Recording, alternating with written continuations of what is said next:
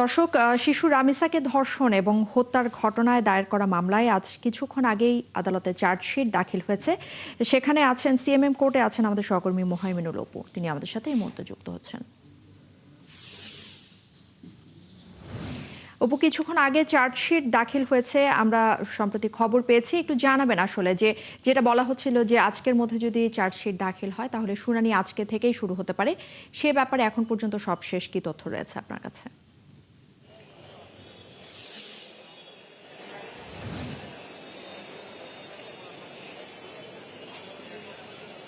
কিছুক্ষণ আগেই কিন্তু এই চার্জশিট দাখিল করেছে পুলিশ। সেক্ষেত্রে কিন্তু যে বিচার কাজ যেটি নারী ও শিশু ট্রাইব্যুনালে হবার কথা সেটি কিন্তু হবার সম্ভাবনা রয়েছে। আমরা কিছুক্ষণ আগে রাষ্ট্রপক্ষ থেকে যে পিপি নিয়োগ দেওয়া হয়েছে তার সাথে কথা বলেছি। তিনিও আমাদেরকে বলেছেন যে এটি হতে পারে, তবে এখন পর্যন্ত আমরা আনুষ্ঠানিকভাবে তাদের কোনো ব্রিফিং পাইনি। কিছুক্ষণ পর হয়তো আমরা এটিও পেয়ে যাবো। তবে সকাল থেকেই কিন্তু আমরা এই সিএমএম কোর্টের সামনে ছিলাম, পুলিশের সাথে আমরা কথা বলেছি এবং এই সংশ্লিষ্ট আইনজীবী যারা রয়েছেন তাদের সাথেও কথা বলেছি।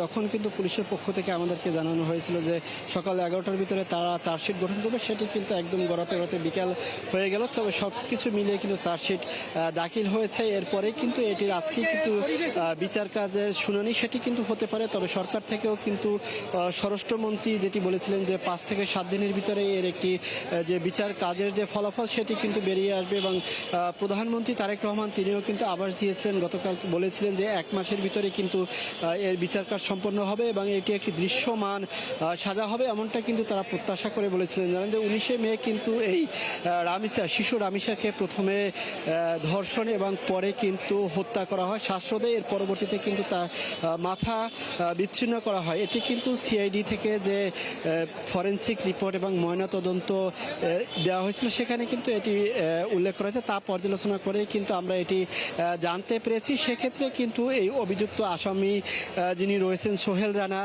তিনি কিন্তু এই মুহূর্তে হাজতখানায় রয়েছেন। তার স্ত্রী যিনি রয়েছেন তিনিও কিন্তু হাজতখানায় রয়েছেন।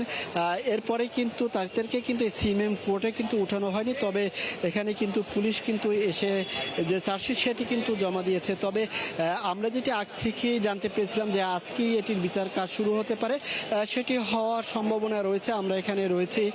তো সেক্ষেত্রে রাষ্ট্রপক্ষের যে পিপি রয়েছেন তিনি কথা বললে আমরা সেটি কিন্তু আরও বিস্তারিতভাবে জানাতে পারবো। তবে এখন পর্যন্ত কিন্তু আমরা সিএমএম কোর্টের সামনে রয়েছে এবং অপেক্ষমান রয়েছে গণমাধ্যমে আইনজীবীরা কথা বলে তখন কিন্তু আমরা এই চার্জশিটে যে সকল বিষয় উল্লেখ করা হয়েছে সেই বিষয়গুলো কিন্তু আমরা আরও বিস্তারিতভাবে জানাতে পারবো। তবে আমরা আগে যেটি জেনেছিলাম যে এই চার্জশিটে যেটি উল্লেখ করা হয়েছে যে এই শিশুটিকে কিন্তু প্রথমে ধর্ষণ করা হয়, তারপরে তাকে শ্বাসরোধে হত্যা করা হয় এবং এর পরবর্তীতেই কিন্তু তার মাথা বিচ্ছিন্ন। পরবর্তী আপডেটের জন্য পরবর্তী খবরে আবারও আমরা আপনার সাথে যোগাযোগ করব।